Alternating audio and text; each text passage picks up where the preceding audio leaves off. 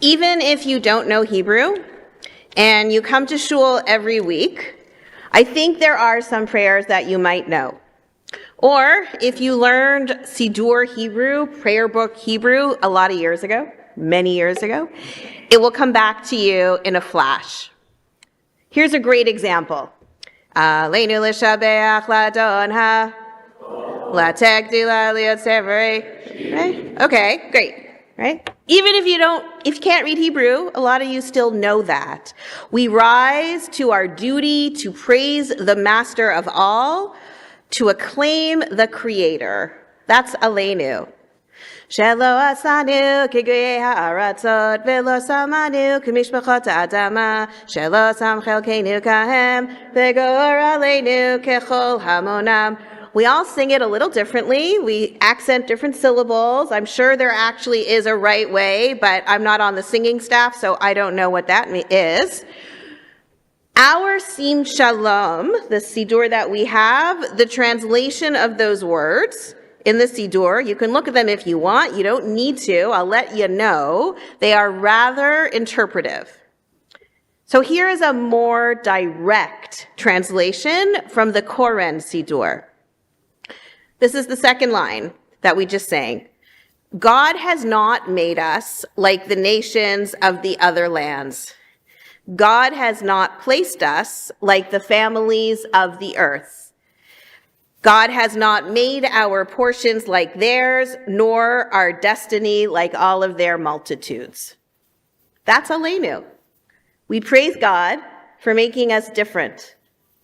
Every day, 3 times a day, we say, thank you and bless you, God, for making us not the same as the other people on the planet. And we see this theme in other places in our liturgy. This is the festival Amidah, the Amidah for Chagim. Ata bechartanu mikol ha'amim, ahavta otanu v'ratzita banu v'romamtanu mikol hashanot v'kidashtanu. You have chosen us from all of the other nations. You loved us and desired us. You raised us from among all languages and sanctified us with your mitzvot. You brought us closer to you, our sovereign, our king, our melech, to serve your great and holy name. That is why you called us. And Kiddush for Chagim has similar language and similar themes as well. This concept, seen in Aleinu and in so many other places, is called Chosenness. Maybe you refer to it as election. And some, including me, would say that it is a core, foundational Jewish concept. Every single time a person ascends for an aliyah, the bracha that they recite is about chosenness. Baruch atah Adonai Eloheinu melech asher bachar banu mikol ha'amim v'natan lanu et Torato. Blessed are you, God, who has chosen us out of all the nations and bestowed upon us his Torah. Praised are you, God, who gives Torah. Being chosen and in a special relationship with God, a covenantal relationship with God is not as celebrated or appreciated by those who are not chosen. Did you ever try out for a play or a spot on a team and not made it, but someone else did? Now add religion and Jews to the mix. What's that called? Right, antisemitism. People notice that we are different, and they have noticed it for a very long time. In our parsha, King Balak of Moab originally asks Balaam the sorcerer to curse Israel because they were so numerous and so different. He thought that due to their size, the Israelites would, I think this sounds better in English than Hebrew, lick clean all that is about us as an ox licks up the grass of the field. Little did the king know that the people were kind of just really tired. A little later, though, in chapter 23, God manifests to Balaam and put the following words in Balaam's mouth to say to the king, Ki merosh surim erenu umigvaot ashurenu hen am livadad ishkon. As I see them from the mountaintops and I gaze on them from the heights, there is a people that dwells apart, not reckoned among the nations. I think we have all figured out in the last nearly 2 years, if we didn't figure it out before, that we are a people that dwell apart. Those words were supposed to be a blessing, but I'm not alone in thinking that those words might have been a curse. I waver. I'm really not sure. Is it a blessing? Is it a curse? If we read even just headlines, then we know that there are people, including a growing number of Jews, who have trouble with the particularism that is associated with chosenness, as they look at the world with glasses that are full of universalism. Let them, as Mel Robbins says. Even and especially when antisemitism is on the front page of the daily news, I believe that the idea of chosenness must remain central to who we are as Jews. It's part of our core story that keeps us together. We see it as far back as Abraham, when God chose Abraham and then Sarah. It is also essential to our core values and understandings of our story of redemption and revelation. Whenever a Jew sits down to Shabbat dinner, they recall and celebrate our chosenness. Every single Friday night as we sanctify Shabbat, what do we sing? Again, different melodies. Kivanu v'charta ve'otanu kidashta mikol ha'amim. That's the line people sing out loud. For you have chosen us, and you have made us holy from among all the people.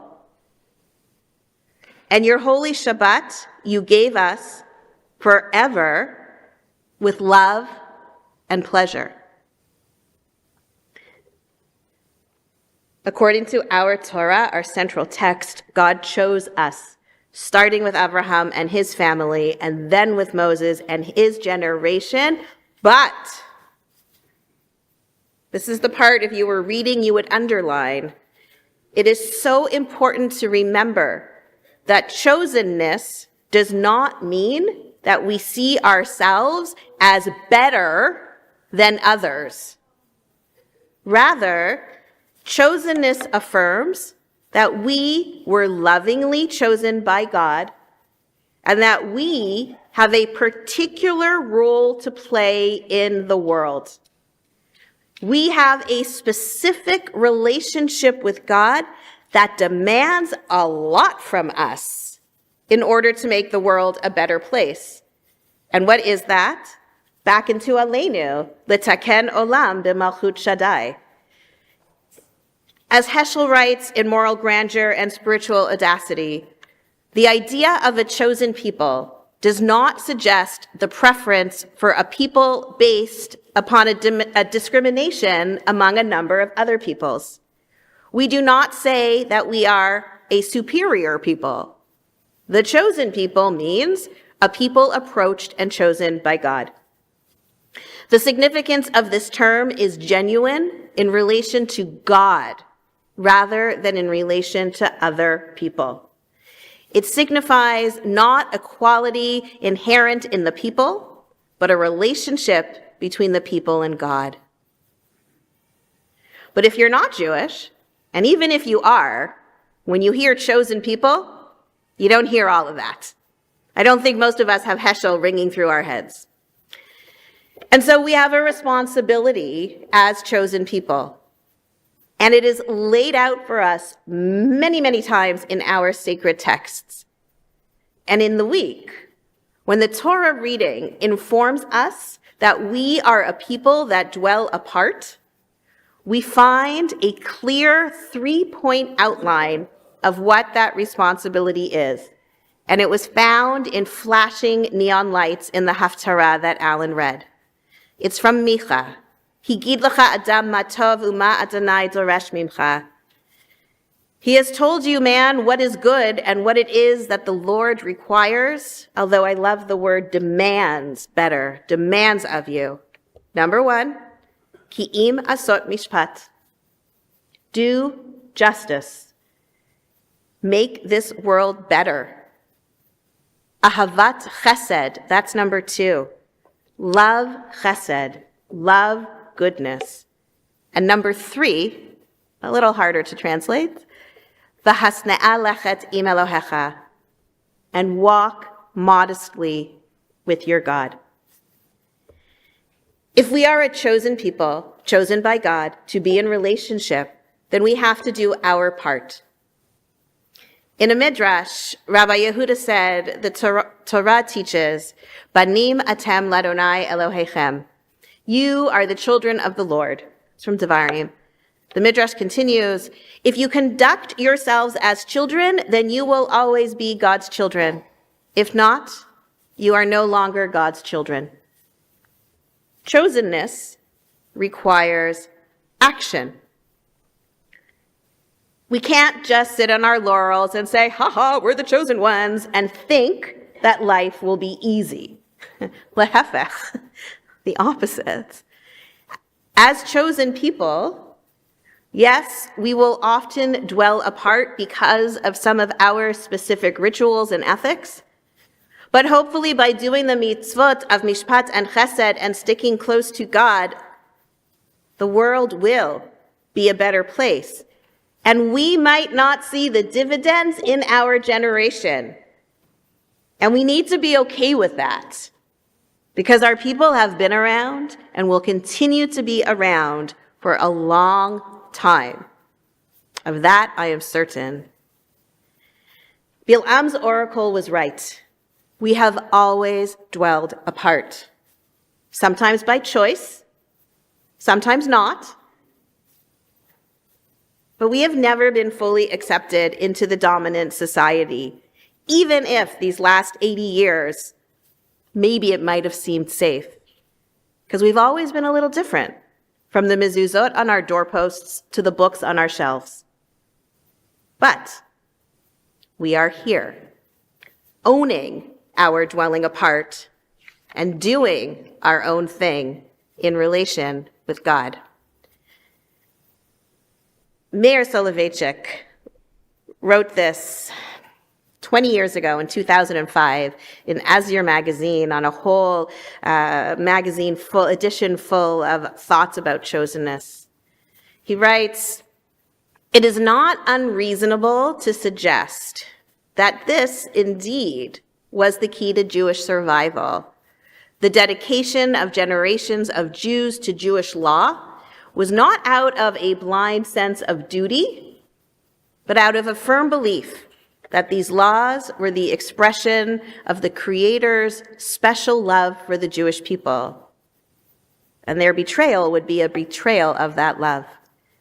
It is this belief, perhaps above all else, which sustained Jewish communities through the hardships of exile, persecution, and pogrom.